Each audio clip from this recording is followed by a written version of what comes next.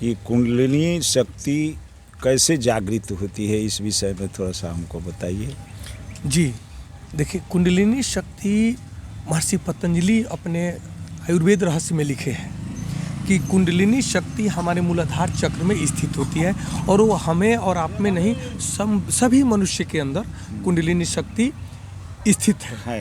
हाँ, परंतु वो सोई हुई शक्ति है, सुषुप्त अवस्था में है। वो उसको कोई जानता नहीं। हाँ, उसके विषय में लोग जानते को जानकारी नहीं। जी जी जी। वो लोग अज्ञानता में लोग अपना जीवन जी रहा है, पशु की भांति जीवन जी रहा है। पशु का प्रकृति जो होता है, खाना, सोना, बच्चा पैदा करना, उसका वही लक्ष्य है। उसी तरह से 95% नहीं बल्कि 99% मनुष्य धन कमाना, खाना पीना, सोना, शौक करना, इसमें लगा हुआ है। परंतु लोग हाँ लगे हुए उसी भोग विलास में लगे हैं। वैसे ही अपने जीवन को वो अपने शरीर पर भी कोई ध्यान नहीं दे रहा है। और आज 95% लोग बीमार इसीलिए हैं कि उनको अपने शारीरिक ज्ञान विज्ञान का पता ही नहीं है कि हमारे शरीर में क्या चल रहा है, हमारे दिमाग में क्या चल रहा है। तब हम आते हैं अपने कुंडलिनी शक्ति के जानने। कुंडलिनी शक्ति जो है कि हम सब के अंदर जो है मूलाधार चक्र है, ये रीढ़ के द्वारा जो हमारा है रीढ़, तो सबसे निचला हिस्सा जो है वो पूंछ की तरह होता है और वो उसे मूलाधार चक्र कहते हैं। मूलाधार चक्र में कहते हैं ना कि बच्चा जब गर्भ में होता है तो 3 महीने बाद वह जीवनी शक्ति उसको प्रवेश करती है। और कहाँ से? तलवा से। ये सहस्त्रार चक्र कहते हैं। और देखते हैं कि बच्चा जन्म भी ले लेता है तो ये तलवा एकदम यहाँ गड्ढा के जैसा मुलायम रहता है। वहाँ हड्डी नहीं होता, आप बहुत मुलायम होता है। हाँ। तो वहीं से वो प्रवेश करता है माँ के गर्भ में ही, बच्चे के अंदर जीवात्मा जो है उस जीवनी शक्ति के रूप में प्रवेश करता है। और प्रवेश करने के बाद वह धीरे धीरे वही ये आप जो है रीढ़ के द्वारा वह मूलाधार चक्र तक वो शक्ति जाती है। और वह शक्ति जाती है, वह जीवनी शक्ति वह है कि जैसे परमाणु से पनडुब्बी चलती है और कई सालों तक वही परमाणु चलता रहता है, वह एक शक्ति है ना। वो उसी प्रकार से हमारी जीवनी शक्ति जो है वह उसी शक्ति से हमारा शरीर जीवंत है। परंतु अब उसको जागृत करके व्यक्ति अपने विषय में जान पाता है, अपने स्व का अध्ययन करता है, अपने ज्ञान विज्ञान को, अपने शारीरिक और मानसिक स्थिति को जान पाता है। तो उसको जागृत करने के लिए महर्षि पतंजलि जी बताते हैं कि उसके लिए हमें क्या होता है कि कुंडलिनी शक्ति सोई हुई है, सुप्त अवस्था में पड़ी हुई है, परंतु योगी जन उसको जगाने का जो विधि बताते हैं। महर्षि पतंजलि जी अपने किताब में भी उन्होंने लिखा है कि जैसे बच्चा सोया हुआ है और उसको बच्चा को एकाएक नहीं जगाया जाता है, उस बच्चे को जगाने के लिए भी माँ, पिताजी या परिवारजन धीरे धीरे थपकी लगाते हैं, बाबू उठ जा, बेटा उठ जा, इस तरह से वो करते हैं। उसी प्रकार योगी जन कपालभाति के द्वारा, भस्त्रिका के द्वारा कुंडलिनी शक्ति को थपकी लगा करके उसको जगाते हैं, जागृत करते हैं। अब जब कपालभाति हम करते हैं तब हम नाभि से श्वास को हम झटके से श्वास को बाहर फेंकते हैं, जैसे। अब ये थपकी जो है ये मूलाधार चक्र पर लग रहा है और हम उस मूलाधार चक्र में सोई हुई शक्ति को जागृत करते हैं और वह जागृत करते हैं। अब समझने की बात ये है, विज्ञान है ये, इस विज्ञान को समझना है कि कुंडलिनी शक्ति यानी सर्प नहीं है, वो शक्ति है। और शक्ति जो हमेशा या तो लिक्विड फॉर्म में होती है या तो वाष्प रूप में, मतलब ऊर्जा शक्ति अनेकों प्रकार से अनेकों रूप में होती है। और वो भैया क्या होता है कि वहाँ से जब कुंडलिनी शक्ति जागृत होती है तब धीरे धीरे वह उठ करके ऊर्ध्वगामी होती है। जब बच्चा उठता है तो उठ के बैठता है, फिर खड़ा होता है, फिर चलता है, फिर वो अपने ऊर्जा में दौड़ने लगता है।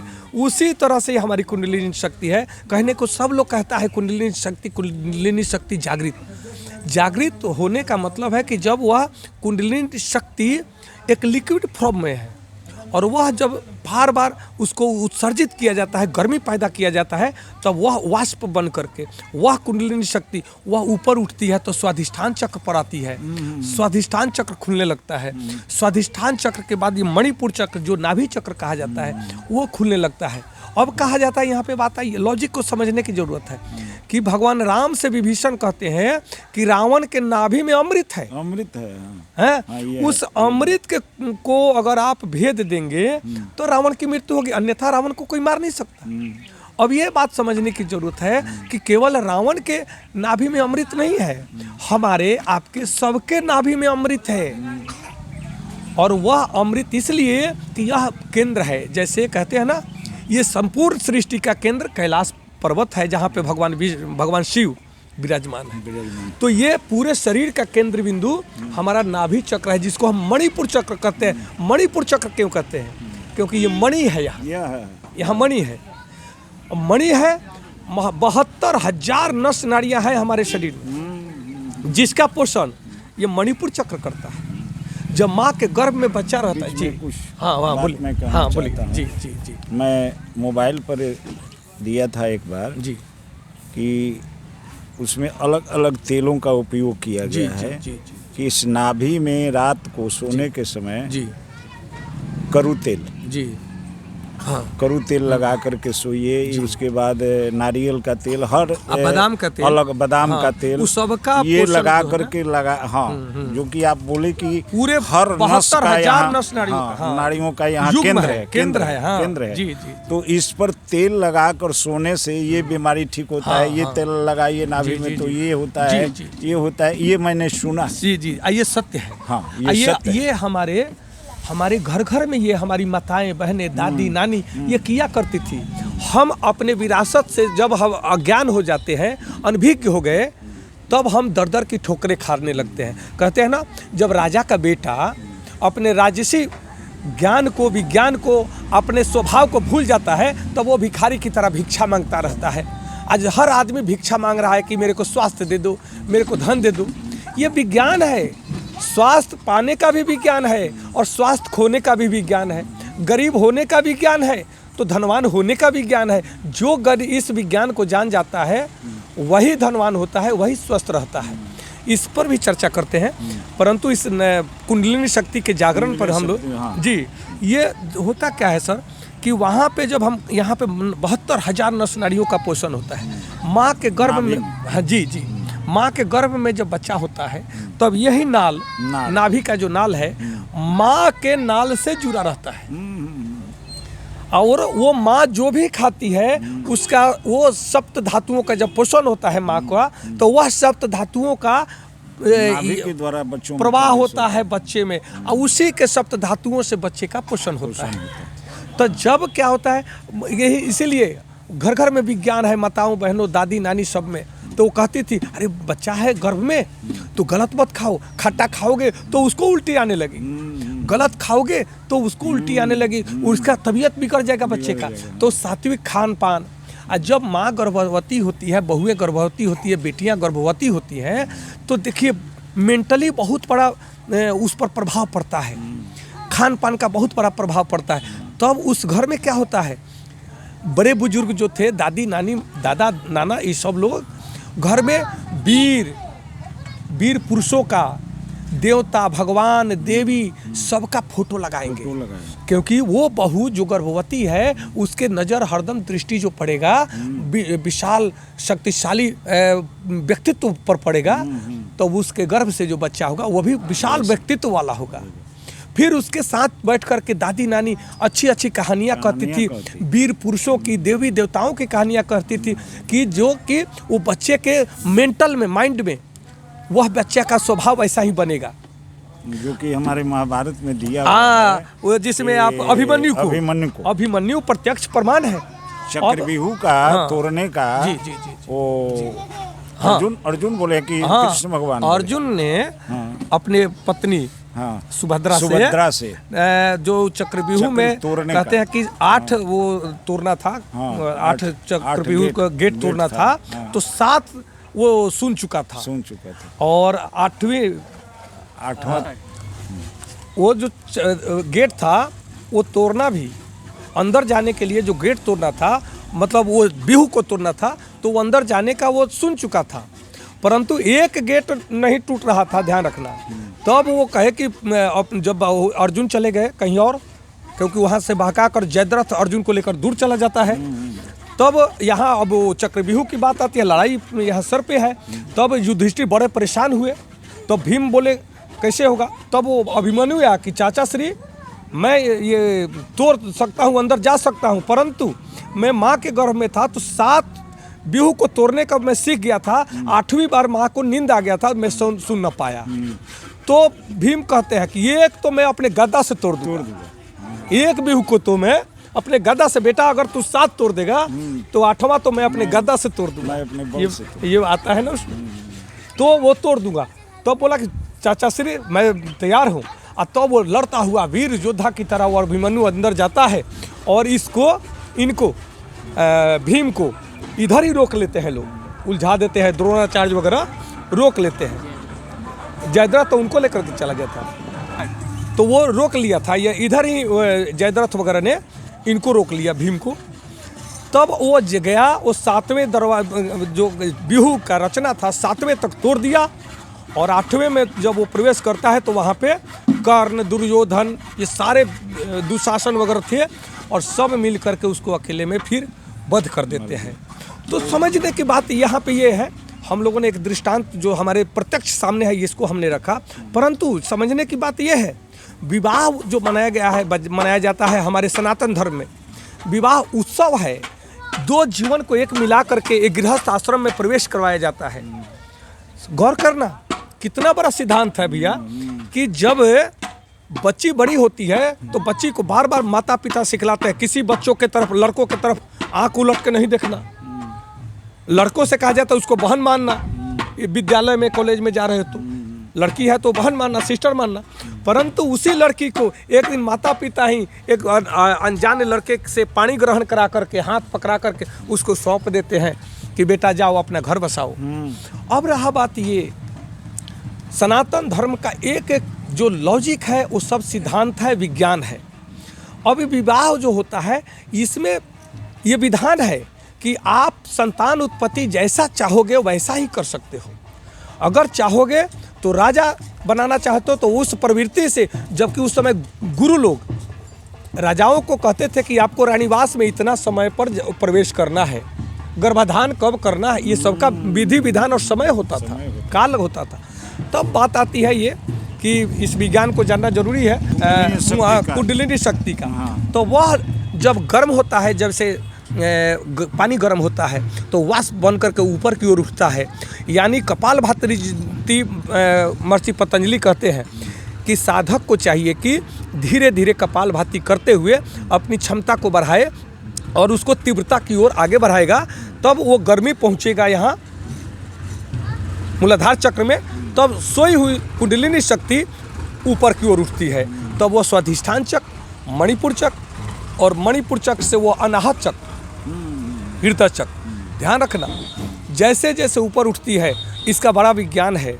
मूलाधार चक्र से जब आप उठते हैं तब आपका काम वासना और आलस से आप जागृत हो जाते हैं, इससे ऊपर उठ जाते हैं। ये इसको हम लोग मैंने कहने का मतलब कि भस्त्रिका से करते रहेंगे कि ये आपको ये क्या नाम है, अनुलोम विलोम, भस्त्रिका, कपालभाति के द्वारा ही इसको आगे बढ़ाते जाएंगे। देखिए 2 पावरफुल जो है भस्त्रिका और कपालभाति, 2 प्राणायाम है। उसके बाद भ्रामरी है, अनुलोम विलोम है, उज्जयी है। तो सब प्राणायाम है, लेकिन ये हमारे पूरे शरीर में जो ऊर्जा शक्ति है, कहने का मतलब कि कुंडलीय शक्ति के साथ, कुंडलीय शक्ति जो आप यहाँ से बोले हैं कि यहाँ से वहाँ तक चला जाता है, तो वो कौन ले जाता है, किस प्राणायाम से इसको किया जाता है? इसको करने के लिए हमें भस्त्रिका और कपालभाति, ये पावरफुल योग है। इसके द्वारा हम जब कुंडलिनी शक्ति जागृत होती है, ऊर्ध्वगामी होती है, तब वह फिर अनाहत चक्र, अनाहत चक्र पर आते हैं तो हमारे हृदय में नफरत जो है ना, ईर्ष्या द्वेष खत्म हो जाता है। हमेशा उपकार, दया, क्षमा, श्रद्धा भाव जागृत होता है ना। तब उसके बाद विशुद्धि चक्र, जब वही कुंडलिनी शक्ति जब जागृत होकर के आती है, तो कुंडलिनी जब विशुद्धि चक्र जागृत होता है तब वहाँ पे हमारा मधुर भाषा मधुर हो जाता है। हमारा हमसे सतही कहा जाएगा, सतही कर्म होगा, सतही विचार आएंगे, ऐसा भाव जागृत हो जाता है। कभी गलत शब्द का इस्तेमाल नहीं हो पाता है। कहते हैं ना कि जिसकी विशुद्धि चक्र जागृत हो गई वह हमेशा मधुर बोलेगा, सत्य बोलेगा, धीरे बोलेगा और प्रभावशाली बोलेगा। उसके वाणी में आकर्षण शक्ति होती है कि वह जिसको चाहे सम्मोहित भी कर सकता है, सम्मोहित करके वह अपनी बात को वहाँ पे स्थापित कर सकता है। फिर वही हाँ विशुद्धि चक्र, और विशुद्धि चक्र के बाद जो चक्र है फिर यहाँ आज्ञा चक्र, वही चक्र शक्ति है। आज्ञा चक्र पे जब आज्ञा चक्र जब जागृत हो जाता है तब व्यक्ति ध्यानस्थ होने लगता है। उसको इधर उधर की बातों में मन नहीं लगेगा, वो एकांत होने लगेगा, ध्यान में बैठने की उसको अंदर भाव जगेगा। और जब ये विशुद्धि चक्र जागृत होता है तो ये बात मार्क करने की बात है, बहुत ही इसको सोचने की बात है। अब तक हम सब मन के गुलाम थे, लेकिन विशुद्धि चक्र ये आज्ञा चक्र जागृत होने के लिए तब हम मन को आज्ञा देते हैं। अभी तक मन हमको आज्ञा दिया और मन की आज्ञा से हम जो मन ने कहा वो किए। का मतलब कि इधर जी मन को अपने बस में कर, हाँ मन अब हमारे अनुकूल चलने लगा। आज्ञा चक्र जब जागृत हो जाता है तब मन कहता है कि रसगुल्ला खा लूं, तो आप आज्ञा देंगे नहीं, ये सेहत के लिए ठीक नहीं है, इसलिए नहीं खाना। और इसका नाम आज्ञा चक्र। तभी अब ये तब आप आज्ञा देने लगते हैं अपने इंद्रियों को। ये ज्ञान इंद्रियां है, इसीलिए इसका नाम आज्ञा चक्र। जी जी जी, जो आज्ञा देगा वही हाँ, यानी आप ही तो राजा हैं, आप आत्म तत्व है। अब आत्मा उसको आज्ञा दे रही है। अभी तक वो कह रहा था कि बाइक ले लेना चाहिए, कार ले लेना चाहिए, यहाँ से उसका पैसा नहीं देना चाहिए, आज्ञा वो दे रहा है। और वैसे ही बुद्धि भी उसके साथ चल रही है। अब आत्म जागृति हो गई है और आत्म जागृति अब मन को आज्ञा दे रहा है, नहीं ये गलत नहीं होना चाहिए, गलत होगा तो पाप लग जाएगा। ये हमारे मानसिकता के खिलाफ है, स्वास्थ्य के खिलाफ है, समाज के खिलाफ है। अब आप आज्ञा देने लगते हैं, ध्यान रखिएगा। और वह जब ध्यान में आप बैठते हैं तो यहाँ पे जब आप बैठते हैं ना तब उसके बाद सहस्त्रार चक्र पे आते हैं। फिर इसका हम थोड़ा विश्लेषण करेंगे। तब वह शक्ति सहस्त्रार चक्र पे आती है, आज्ञा चक्र के बाद। हाँ, वह उठ करके सहस्त्रार चक्र, और सहस्त्रार चक्र पर जब जागृति हो जाती है तब आपको सदैव ही हमेशा ईश्वरीय शक्ति का आभास होने लगता है। ईश्वरीय शक्ति हर जगह, आप ईश्वरी कहते हैं ना कि ईश्वर प्राणिधान वेद में कहा गया है। ईश्वर प्राणिधान का भावार्थ होता है कि ईश्वर प्राणिधान वह है कि जो सबके अंदर ईश्वर का दर्शन करने की जब दृष्टि जग जाती है, दिव्य दृष्टि, तब हर जगह आप ईश्वर का दर्शन करने लगते हैं। ये हमारा सहस्त्रार चक्र का प्रभाव है। और जब सहस्त्रार चक्र से आदमी को पूर्ण कर लेता है तब सहस्त्रार चक्र से 3 इंच ऊपर ये आभा मंडल आपका आ जाता है। हाँ, अब आप आभा मंडल के पास आपका, जैसे आप देखते हैं ना देवी देवताओं के पीछे ये आभा मंडल का वो सर्किल घूमता रहता है, चक्र घूमता रहता है, वह आपके पीछे भी है। हर व्यक्ति का आभा मंडल 3 फीट उसके आगे पीछे बाएं दाएं हमेशा चल रही है। ओरा जिसको कहते हैं, हर आपका भी ओरा है, आपका ओरा है, हमारा ओरा है। ओरा नहीं मिलेगा, विपरीत ओरा होगा तो वहाँ से आप चाहेंगे कि यहाँ बैठूंगा नहीं, यहाँ से चल तू, यहाँ से उठ के चल दो। समझ रहे ना? ये आभा मंडल 3 फीट तक इधर उधर चारों तरफ हमारे फैली हुई है।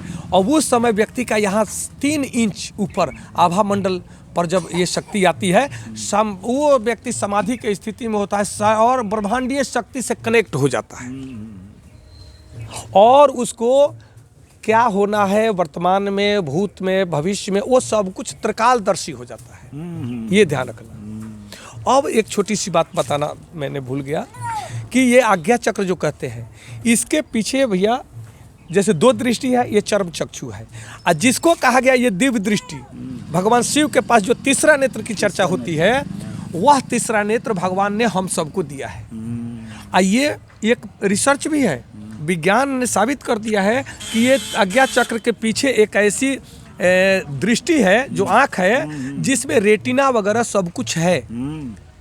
परंतु जब बच्चा होता है, जन्म लेता है ना, तो वो अपने पूर्व के जन्मों को भी याद करता है। बच्चा कभी मुस्कुराता है, कभी रोता है, तो लोग क्या कहते हैं कि भगवान खिला रहे हैं। समझ रहे हैं ना? यानी वो पूर्व के प्रारब्ध में जो पूर्व जन्म में था उसका याद उसको अभी तक आ रहा है। लेकिन बच्चा, ये कहा गया, रिसर्च हुआ है, 7 वर्ष तक बच्चा अपने पूर्व के स्थिति में जीता है। 7 वर्ष के बाद जब समझदार होता है तब बात में लोग 2 वर्ष के बाद ही शुरू कर देते हैं कि बच्चा को कहा जाता है ये पापा है, ये मम्मी है, यहाँ के संस्कार में उसको बांधने लगते हैं।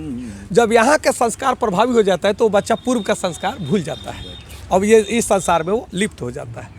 तो ये दिव्य दृष्टि, इसी को हमारे वेद शास्त्रों में दिव्य दृष्टि कहा गया है, तीसरा नेत्र कहा गया है, और यहाँ पिनियल ग्लैंड कहा जाता है। पिनियल ग्लैंड अभी जो है इसको कहा जाता है तीसरा नेत्र। जो जब ये आंख बंद होता है इसी को कहा गया है कि यही आपका तीसरा नेत्र जो है यही अंदर उतरने का एक मार्ग है। जब दोनों आँखों से बंद करके 5 ज्ञानेंद्रियाँ हैं ना, 5 ज्ञानेंद्रियाँ को बंद करके जब आप अंदर की दृष्टि खोलते हैं तब आप अंदर उतरते हैं। बाहर देखते हैं तो संसार दिखता है, अंदर देखेंगे तो आप दिखेंगे, आत्म तत्व। इसी को कहते हैं स्वरूप सिद्धि आपकी हो जाती है। हम लोगों को वेद शास्त्र में कहानियों में ऐसा मिलता है जी कि पहले के ऋषि मुनि लोग या बड़े बड़े घराने के राजा लोग वहाँ जाते थे दर्शन करने के लिए ऋषि मुनियों का। जी जी जी तो अपना समस्या बतलाते जी थे जी कि महाराज हमारे ऊपर ये समस्या है, हमारे भविष्य में क्या लिखा है, क्या होगा, कैसे होगा, क्या होगा। तो पहले के ऋषि मुनि लोग ध्यान रख के आँख मुद करके और बता देते जी जी। और अब तो, आपको बताएं, हाँ, आज भी वो शक्ति आपके पास भी है, वो आज शक्ति हमारे पास भी है, आपके पास भी है। कहते हैं ना कि पानी में आपका तस्वीर तभी दिखेगा जब पानी स्थिर हो जाएगा, शांत हो जाएगा, और शांत हो जाएगा तो आप अपना शकल सूरत देख सकते हैं। अब पानी में जब तक हलचल है, यानी मन जब तक चंचल है, तब तक आप अपने स्वरूप सिद्ध को कैसे देख पाएंगे, अपने को कैसे देख पाएंगे। और उसके लिए कहा गया है कि योग में महर्षि पतंजलि ने लिखा है, साधन पाद में उन्होंने लिखा है कि जिस व्यक्ति के हृदय में सत्य ही अवस्थित हो जाता है, यानी उसका मन वचन कर्म सत्य ही है, वह व्यक्ति जो शब्द से कहेगा वह चाहे श्राप हो या वरदान हो वो प्रकट हो जाएगा, तुरंत प्रकट हो जाएगा। ये चीज बड़े बड़े राजा लोग या देवता लोग भी ऋषि मुनियों से डरते थे। कारण ये क्यों? कारण ये था कि जो मुंह से निकल गया, हाँ, उसको होना ही, उसको ब्रह्मा विष्णु महेश कोई रोक नहीं सकता। ये है, ये आज भी है। उसकी सिद्धि आप भी कर सकते हैं, हम भी कर सकते हैं, परंतु अपने आप में आपको ईमानदार होना होगा। क्या आप सत्य बोल रहे हैं? क्या आप सत्य विचार आपके आ रहे हैं? क्या आप सत्य ही कर रहे हैं? इसीलिए योग का आगे हम आप चर्चा करेंगे कि योग में बैठने के योग्य कौन है। हर व्यक्ति योग करने वाला योगी नहीं हो सकता है। हाथ उठा लो, पाँव उठा लो और कपालभाति भस्त्रिका का नाम जान लो, कर लो तो योगी हो गए, नहीं। केवल योग का, अष्टांग योग की चर्चा महर्षि पतंजलि की है, 8 अंगों में उसको बांटे हैं। और 8 अंग क्या है? यम, नियम, आसन, प्राणायाम, प्रत्याहार, धारणा, ध्यान, समाधि। और यम में ही कहते हैं, यम के 5 अंग हैं। और 5 अंग क्या है? सत्य, अहिंसा, संतोष, अस्तेय और अपरिग्रह। ये यानी चोरी नहीं करने का भाव हो, किसी भी वस्तु को किसी के चोरी बात न करो, बात की चोरी न करो, वस्तु की चोरी न करो, भाव की चोरी न करो, जो हो उसी में रहो, जो पाया उसी में संतुष्ट रहो। ये 5 का अलग अलग डिफिनेशन जी। अगर ये 5 का पालन करते हैं तब यम के बाद आसन, तब आसन में आप बैठने के अधिकारी बन, और उसके बाद यम के बाद नियम, तब नियम के भी 5 अंग हैं। इसको पूरा करते हैं तब तीसरा में आता है आसन। और ऐसे आसन में बैठ गए, दिमाग चल रहा है वहाँ पे कि उसका मैं पैसा न दूं, उसको मैं हड़प लूँ, या उसने के प्रति गलत आ रहा है, उसने मेरे साथ गलत किया, तब आप योग करने के आसन पे बैठने लायक नहीं है। योग कहाँ से करेंगे?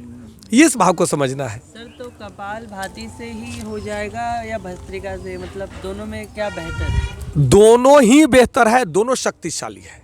ये 2 प्राणायाम, देखिए प्राणायाम हमारे यहाँ है, हम अनुलोम विलोम करते हैं, भ्रामरी करते हैं, फिर लंबे गहरे श्वास करते हैं, उसके बाद कुंभक लगाते हैं।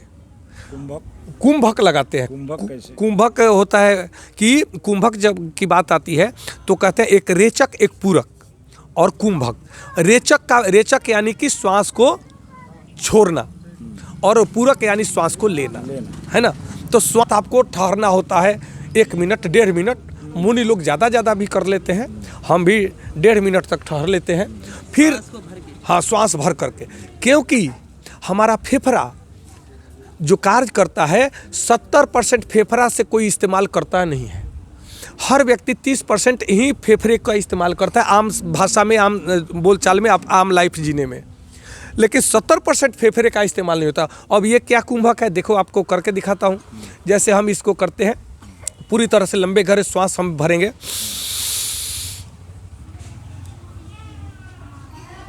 और इसमें त्रिबंध लग जाता है, मूलबंध, उद्यान बंद और आपका जो है वो एक और बंद जो है हमारा जालंधर बंद। मूल बंद, उद्यान बंद और जालंधर बंद, तीनों बंद लगा देते हैं हम अंदर लेकर के, फिर बाहर छोड़ करके रोकते हैं, फिर तीनों बंद लगाते हैं। तो ये कुंभक में हम त्रिबंध लगा देते हैं, तब समझिए कि हमारी शक्ति प्रबल हो जाती है, हमारी प्राण शक्ति प्रबल होती है। इसको माता पार्वती जी भगवान शिव जी से पूछते हैं कि इस संसार में महाबला कौन है, यानी महाबलशाली कौन है। तो भगवान कहते हैं कि कुंभक महाबला। हाँ, कहते हैं कुंभक लगाने वाले की शक्ति महाप्रबल हो जाती है, प्राण शक्ति प्रबल हो जाती है। इसलिए बहुत विस्तार है, परंतु आज जो विषय रहा कि कुंडलिनी शक्ति को जागृत करने के लिए, हमने सुना है कि क्या संगीत कला भी जो चक्रों को जागृत करने में सहायक हो सकती है। संगीत साधना है, संगीत इतनी बड़ी साधना है कि जो बहुत कुछ से नहीं होता है, इसको नवधा भक्ति भगवान बोले हैं। भगवान ने कहा है कि भजन करना और यानी संगीत गाना क्लासिकल के रूप में, चाहे आप साधारण में भी भजन करते हैं, ये नवधा भक्ति का स्थान मिला है इसको। अब संगीत अगर भाव से गाते हैं, भजन का मतलब भजन, भाव से जिसका यजन करना वही भजन है। भगवान के भाव में रम करके जो उसका एकदम रंजन कर रहा है वही भजन है। भाव ऐसे नहीं कि गा रहे हैं लग रहा है कि 2 पैसा मिल जाता, गा रहे हैं लग रहा है कि मेरा बेहतर हो जाए, किसी और का बेहतर हो या ना हो, एक दिखावा के लिए अधिकांश लोग करें, वो भजन नहीं हुआ। भजन तो रम जाने की चीज़ है ना, रम जाओ, अपना शरीर का भान न हो। और जब गीत गाने वाले हमारे अर्जुन भैया गाते हैं, तो अब इनसे पूछिए, ये जब गाते हैं तो शायद अपने को भी भूल जाते हैं, संसार और घर परिवार तो भूल ही जाता है। ये सबसे आसान और बहुत सस्ता कार्य है कि भजन में रम जाना। इसी के लिए कहा गया भक्ति योग को सबसे ज़्यादा महत्व दिया है भगवान कृष्ण ने। उन्होंने कहा कि ज्ञान योग और कर्म योग और भक्ति योग में सबसे आसान और सबसे प्रभावशाली भक्ति योग है, जिसको ये नवधा भक्ति में कहा गया। तो ये चीज़ें हैं और बहुत विषय है, इसको ज़्यादा विस्तार। एक चीज़ बताइए जी, कुंभक लगाने के बाद जी हार्ट पर कोई बुरा इफेक्ट उसका तो नहीं पड़ता है? हाँ, अब ये चीज़ जानना जरूरी है। और जैसे कि हम कुंभक लगाए और वो आप बोले कि 1 मिनट 2 मिनट जितना रोकना है, जिसको जितना क्षमता है रुकता है जी, तो इस पर हार्ट पर क्या उसका प्रभाव पड़ता है? जी, ये बहुत इम्पोर्टेंट प्रश्न है, क्योंकि जब कोई शरीर में रोग लग जाता है तब रोग को नियंत्रित धीरे धीरे ही किया जाता है। और उसके लिए एक हम ज़्यादा पावर का अगर प्राणायाम करें, एकाएक ज़्यादा पावर का कुंभक लगाएं, तब हमारा हार्ट भी इफेक्टेड हो जाता है। इसको करने के लिए, क्योंकि मैं इसका प्रैक्टिकल किया हूँ, 200 तक मेरा ब्लड प्रेशर आज से 16-18 साल पहले चला जाता था। योग के माध्यम से, बिना दवा का, योग के माध्यम से, कपालभाति भस्त्रिका के माध्यम से मैं अपने बीपी को कंट्रोल किया, निरोग हूँ, स्वस्थ हूँ। अब आई बात ये कुंभक लगाने का। कुंभक कहा जाता है कि हार्ट के पेशेंट को नहीं लगाया जाता है, परंतु लगाना चाहिए कैसे, अपनी वो क्षमता के अनुसार, जबरदस्ती नहीं। कभी भी कुंभक हो, प्राणायाम हो या कोई आसन भी करते हैं आप, तो उसके लिए आपको जबरदस्ती शरीर से और प्राण से नहीं करना चाहिए। धीरे धीरे अपनी क्षमता को विकसित करें। कहते हैं ना, निरंतरता में अभ्यास, जबरदस्ती नहीं करो। जबरदस्ती करेंगे तो घात हो जाएगा, योग आपका रोग बन जाएगा। तो इसलिए योग को रोग नहीं बनाना है, योग को सिद्धि बनाना है, योग को निरोग बनाना है, ये निरोगता पाना है, ये है। ठीक है, नमस्कार। हमारे साथ हमारे बड़े भाई अर्जुन भैया, जो बहुत ही सुंदर लोकगीत गाते हैं, भजन गाते हैं और बहुत आध्यात्मिक ज्ञान रखते हैं, इसलिए ये चर्चा करना हमारे अर्जुन भैया के साथ बहुत आवश्यक था।